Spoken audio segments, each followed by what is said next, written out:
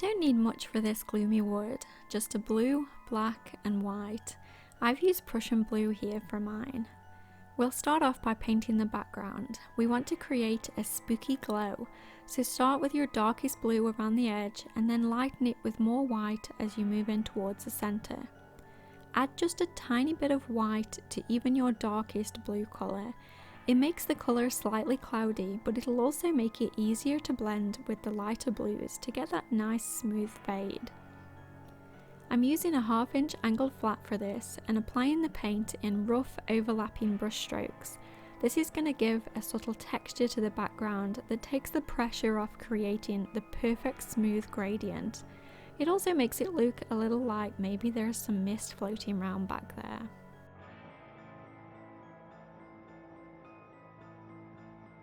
When you overlap your colours, work most of the paint off the brush before you blend the lighter colour into the darker one above, and still using the rough overlapping strokes that are always changing direction. This will help you get that nice softly textured blend.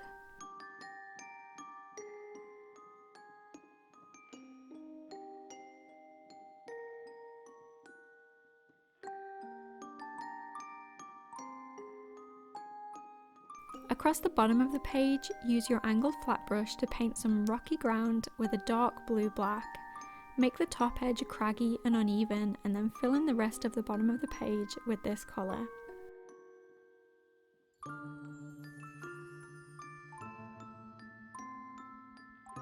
We'll add some skinny tree silhouettes in the background, and a liner brush is the best option here to get those nice skinny lines. Use a medium blue for this. You can see here that the colour I've mixed is darker than the lightest blue at the bottom, but lighter than the dark blue at the top. Somewhere in the middle it blends in, and that's about the colour you want to use. Fill your background with as many little trees as you like. I've left a little bare spot in the middle for where my big tree will go.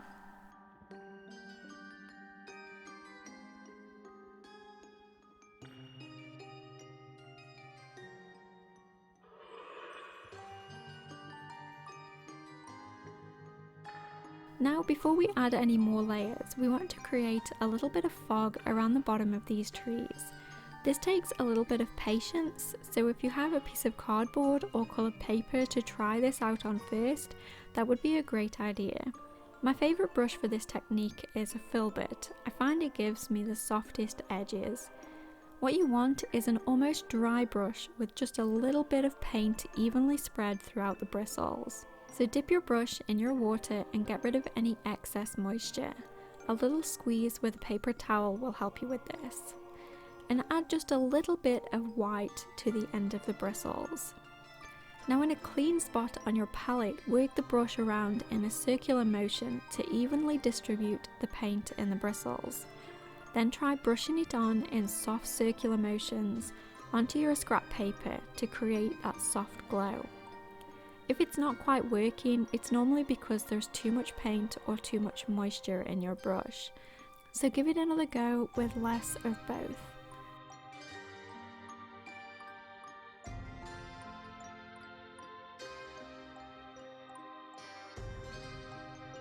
Once you've added a little fog around the base of your trees, we can add our big spooky tree.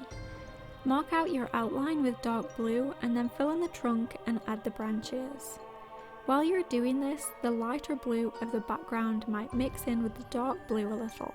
Don't worry about this, in fact it's a great way to add subtle texture to your tree trunk.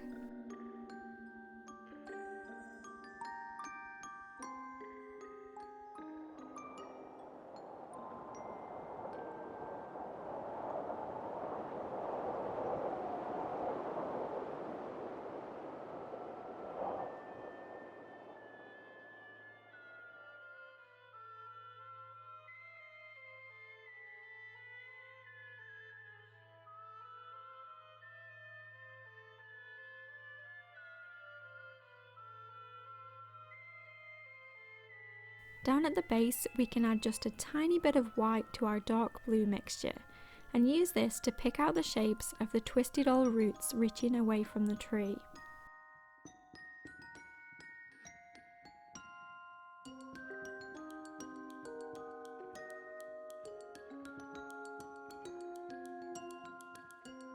Once you have their placement marked in, you can use a clean damp filbert brush to blend the roots into the shadows a little and smooth out any unwanted marks on the trunk.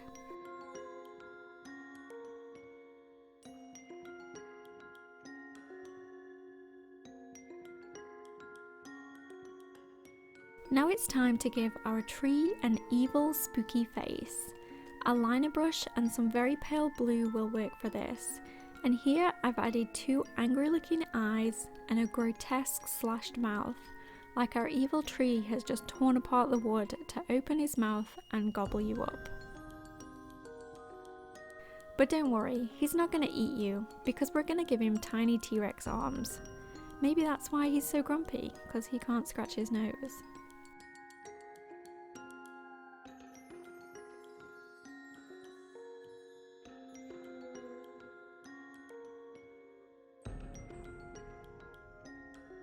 While I've got this dark blue on my brush, I'm just going to add a few shadows around the base of the tree and break apart the tree roots a little. So I'm adding the dark in rough strokes approximately where I want it, and then I'm softening this all together with a clean damp brush.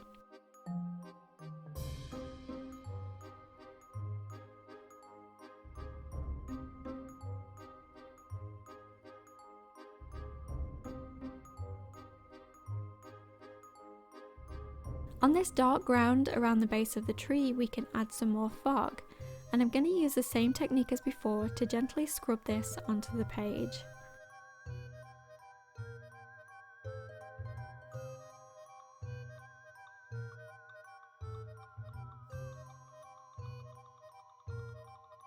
We don't want our gloomy woods to look too welcoming, so let's add some thorny bushes around the edges.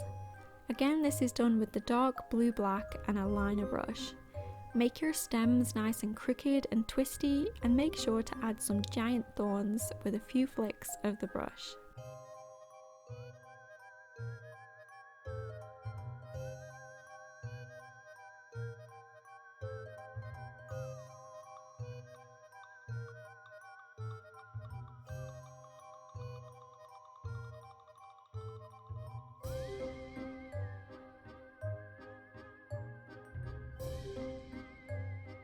And all that's left is to give our spooky tree some friends. So use a little pale blue gouache and a liner brush to add a few pairs of eyes peeping out of the shadows.